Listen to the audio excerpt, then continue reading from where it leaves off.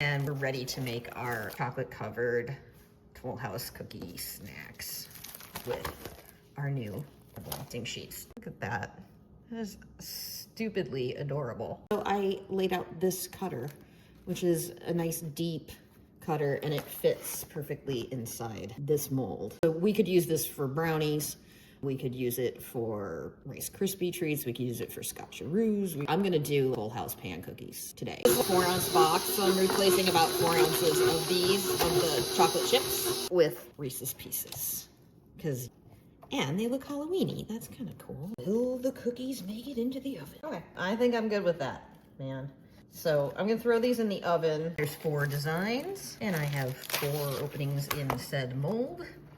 So I'll pull these off.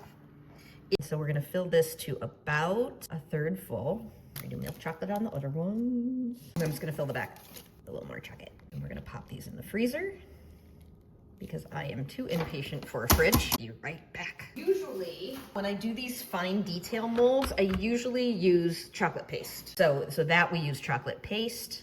And like I said, we have our own brand now, which is exciting. So I'll do one of them in chocolate paste so you can see it works the same way.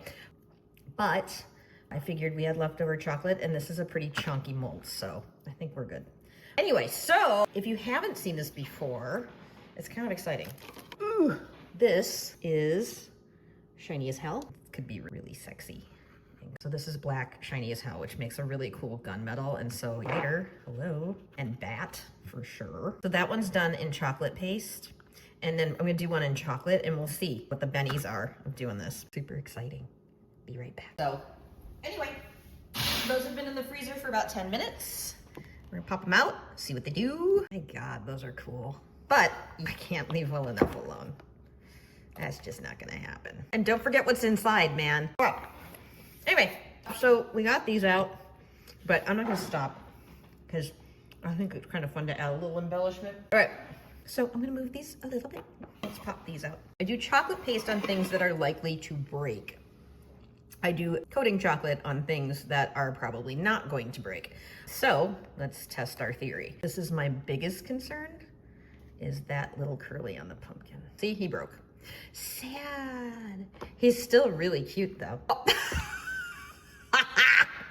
That one broke too. So there we go. But I will say that we will be able to piece back together just like that. You see that? That's why I use chocolate paste, because it sticks back together where the chocolate doesn't. Oh, he's cute.